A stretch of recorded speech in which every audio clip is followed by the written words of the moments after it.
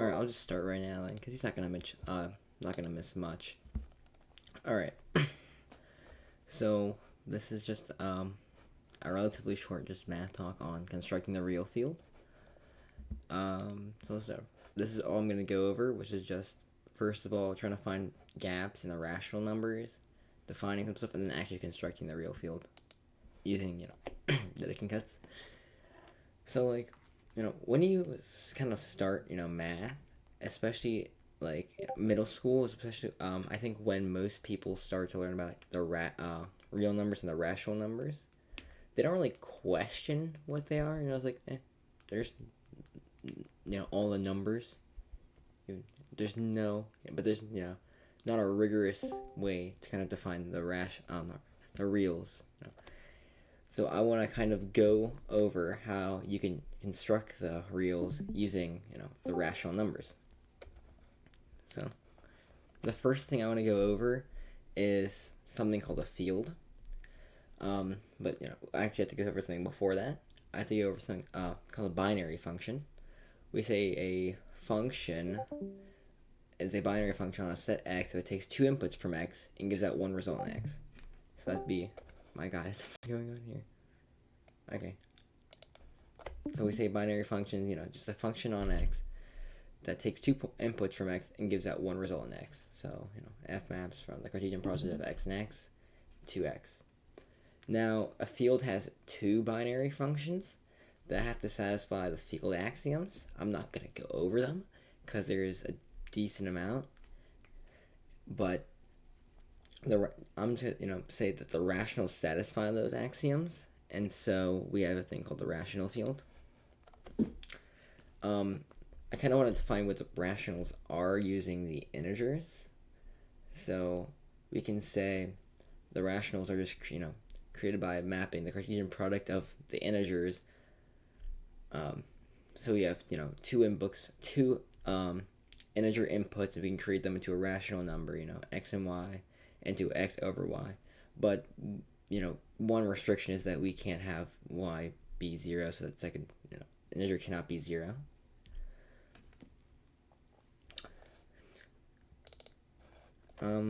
So it's like when you look at the rationals, it seems like it's good enough, especially when you're younger. You think it's good enough, but in the rationals actually aren't very not very complete, I guess you could say. There are gaps that exist in the rationals, of course, right? The most common example is that of the square root of a number that isn't a perfect square, like 2, right? So I actually want to prove the irrationality of 2 right now, real quick. So the way we do it is first first we want to assume that the square root of 2 is actually rational, right?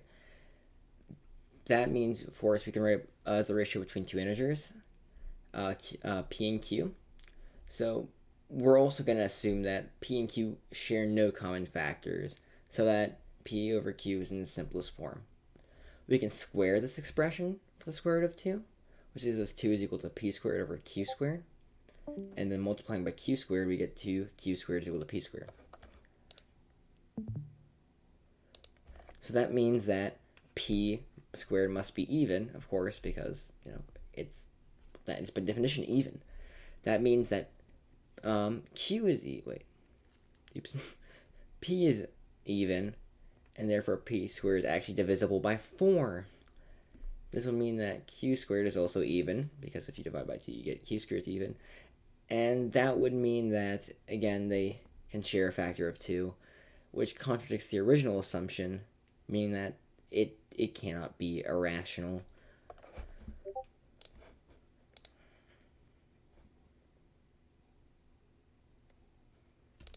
I mean, not in the rationals, not really, but we wanted to find out what it is, and we're going to use the real field to do that, right? That's kind of the point of the real field, to fill up some of the gaps in the rationals. So another definition that I want to use is that of an order, or relation. So we say a relation on a set X is said to be an order relation if it satisfies a certain conditions that only one of the conditions can be true for all x, y, and wait, well, oh, well, x and y in x, but z and x will come in. So we have to say either x is less than y, x is equal to y, or x is greater than y. Only one of those can be true, not both of them. Well, not two at the same time or three at the same time. And then one extra thing we have to also make sure is that if x is less than y, for of course x and y in x, and y is less than some z in x too, then x is also less than z.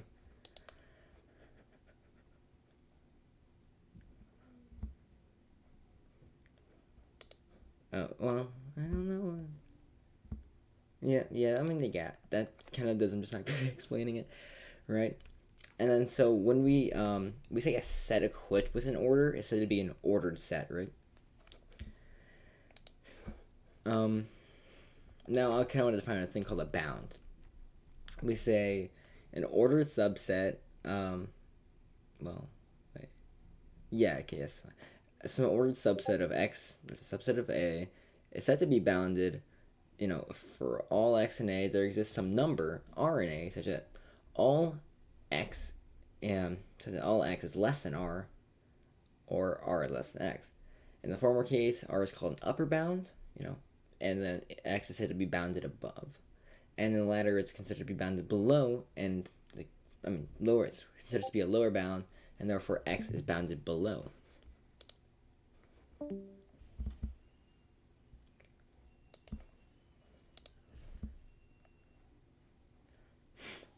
Yeah, art theory. Yeah, I don't want to go into that.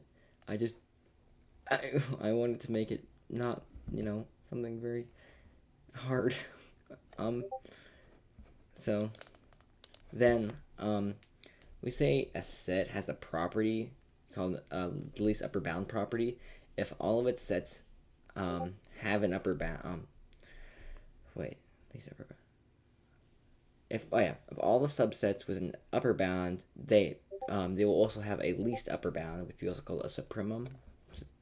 I hope that I pronounced that right. I really hope I did. There's thing also called the greatest lower bound property. That means a set if all the subsets with the lower bound have a greatest lower bound or infimum. Again, I don't know how well I pronounced that.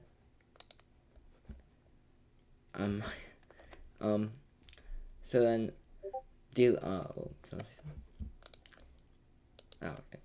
So we say actually that the least upper bound property and greatest lower bound property imply each other, but I really won't prove that because I don't have the motivation to do it.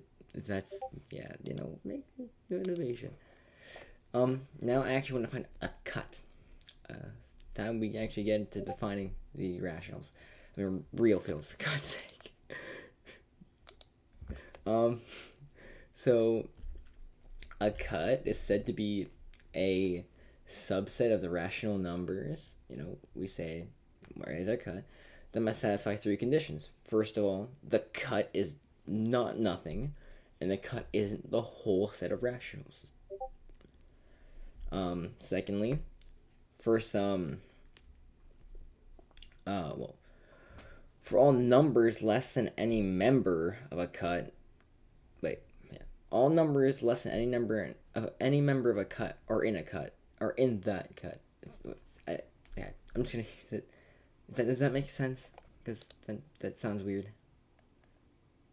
Oh yeah, this is where you spammed math RM everywhere. I love it. I have to show the code one day. Just the lovely math RM everywhere. And then our final condition is that there exists no greatest member of A, and that's I think it should be obvious enough.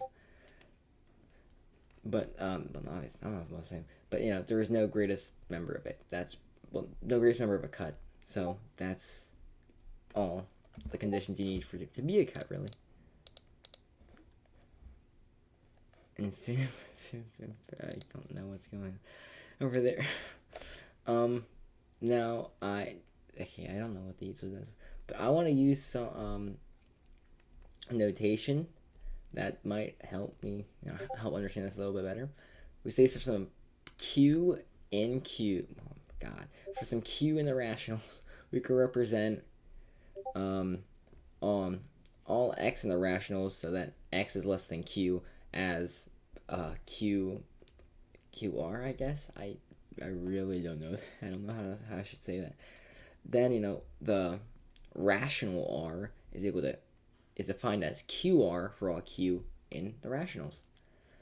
And then that's just the copy of q and r, with the embedding map, of course, from q to qr.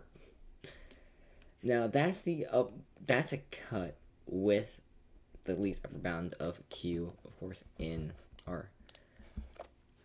Wait, yeah, I think that's right. Now I want to find the binary operations on R that will be important.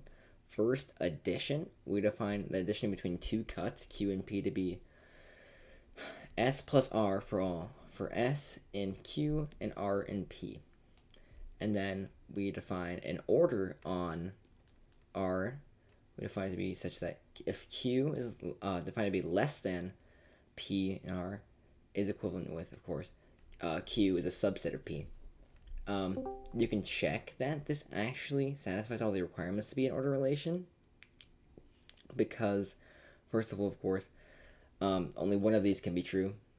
Only one of the conditions can be true. You can't be equal to it and be a proper subset.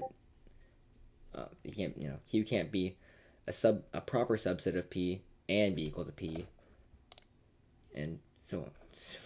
Shut up, B trippy. I don't know, man. I'm just gonna leave it. I'm gonna leave it at this. No more. Yeah, we can tell you like order theory. Yeah. And then of course the second condition that needs to be met is, I think, pretty clear that if some A is a subset of B and B is a subset of C, then A is, of course, very clearly a subset of C. Alright, so now I want to define a negative number. So we're going to find the negative of Q to be defined as all R in Q, that there exists some R less than S so that negative S is within Q that doesn't include Q. In the rationals, it doesn't include Q. My God, I think this is math RM. I used math RM here instead of okay, that's fine. This is supposed to be the rational, so a negative of a cut is just all the R in Q where there exists some R less than S so that negative S is within Q. That the rationals that excludes Q. You can, I think anyone here that wants to have some fun, nice, quick fun, I guess. But already, yeah, that was painful, truly painful. I don't know how it happened. It just happened. It was on my mind, math RM's on my mind sometimes. It's hard. All right, now you can have do quickly prove that negative Q is actually cut, but I don't want to do that. Oh my God, I used math RM again. How did I do this? Okay, you know what, whatever. So I'm just gonna find the absolute value function from R to the real numbers to all real numbers greater than 0. This is supposed to be the real numbers again. God, that hurts. Okay, now we're gonna define it to be a mapping from R, of course, from the real numbers to all the real numbers greater than or equal to 0. And we find this map, the map to be, negative P for all P that is less than 0 and P for all P that is greater than or equal to 0. Then we just call this the absolute value of P. Now we actually have to define multiplication on R. I think epsilon. Oh God. So then, now I should define multiplication on the real numbers. So first, I'm gonna start with the multiplication of two positive numbers. I should have proof checked this thing, but it's that didn't happen. In the real number, it said that. Oh, never mind, I did. Q and P are both greater than or equal to 0. Then we can define a multiplication on R for any two, of course, for any two QP and R in the real number, so that Q and P are both greater than or equal to 0 to be Q times P is equal to R times S for all R and Q excluding 0 and all S and P excluding 0, and of course with the union of 0. Now we can just use the absolute value function we just created to real theory, God bless.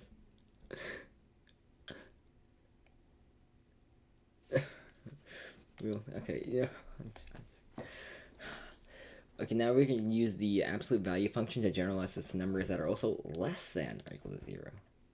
We define this the multiplication between any two numbers in R to be the absolute value of Q times the absolute value of P. If Q and P are less than 0, oh man, negative Q times the absolute value of P if Q is greater than or equal to 0, but P is less than or equal to 0. And what is, okay, there's something happened very wrong, and okay, never mind. Okay. And then we have negative P times the absolute value of Q if P is greater than or equal to 0, but Q is less than or equal to 0. Not less than or equal, just less than 0. I don't think it really matters, but I can't go to the next slide because it's covered. Okay, so I want everyone to have a nice quick thought. How would you define the multiplicative inverses of some P in the real number so that P times P inverse is equal to 1? Or, of course, P inverse is the inverse of P. Does anyone want to try that, or should I just continue and just give this? Oh my god. What in God's name happened while I wasn't looking?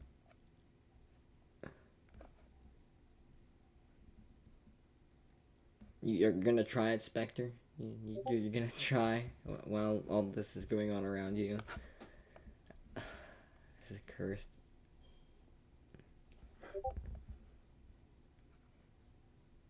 Yeah, I mean, that was kind of what I was... Yeah, I kind of defined that, but how do you define... Okay, you know what? I'm just gonna pretend I don't know what I said, okay. So then we can define the multiplicative inverse of P to be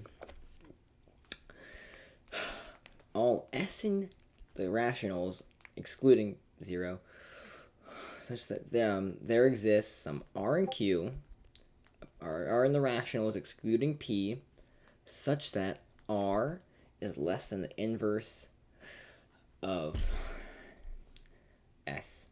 And of course, there's a union with 0 and 0. What? I don't know what okay, whatever. Oh, this is the Dedekind cut of 0. Okay, I understand now. Alright. Does that make sense? Because that kind of confused me when I first looked at it. Because I don't, well, not very bright, but that's...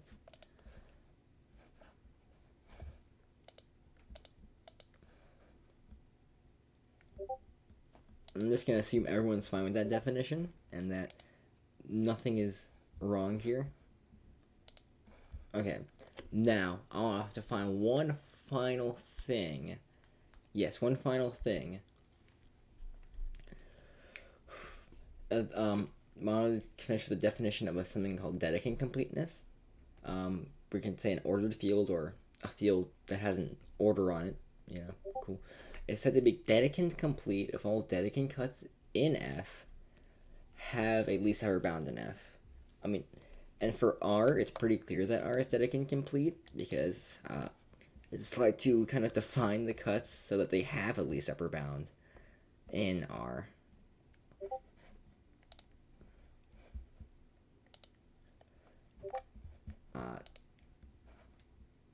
That it can complete cut. Oh, that it can cut on root 2.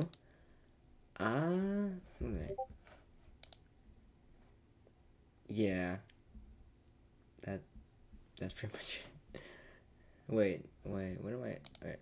What do you guys? Okay, that it can cut on root 2.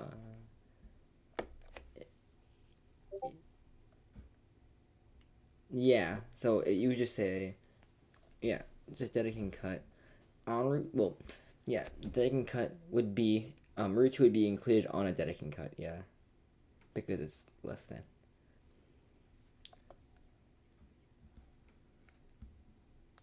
Yeah. All right. So then I think that's it. So that's just all. So now time for does anyone want to have any after talk discussion? Because this is pretty much the end. Oh God. This is yeah. And like I've just been reading the chat this whole time. Yeah, this is a very interesting chat. Yeah. Nice talk. Is there a that it can cut on pi? Yeah, it would. I mean, it would include pi yet. I mean, it's okay. No, a didn't cut on a real number never includes a real number. It only includes rational numbers. Yeah. Basically, what you do, you construct a subset of the power set of Q. Yes, there is. It's just all the numbers that are less than 0. Oh yeah. I mean, yeah, it's pretty clear. I think yeah. Do you want me to go back to the definition of that it can cut so you can just see it? Here. No, I get that meme. I get that meme where it doesn't, like, it's the irrational number is defined as the cut. I get that. Set on a number is a set containing every rational number less than it. Yeah, pretty much. I think. Yeah. That's actually really cool. Why is slash thanks just the 1? I don't know. That's actually a good question. Oh God. No, not just thanks. It has to be. See, if you want to do thanks, what you have to do is math RM thanks. It's the only acceptable method. Everything else is complete go. I was gonna do math BB. Do Do it anyway. Oh wait, I love this meme. I love this meme. Hold up, wait. What is this that you have drawn? Oh yeah, you fixed my Q to be P. Thank you. There are a few other places that I need to fix my Q to be P. Let me find one of them. Here it is. For example, I legitimately don't know what I'm doing here. When I said PP, it's a 0. It's my intelligence. Less than 0. Well, it's intelligence, okay? You can't judge it, man.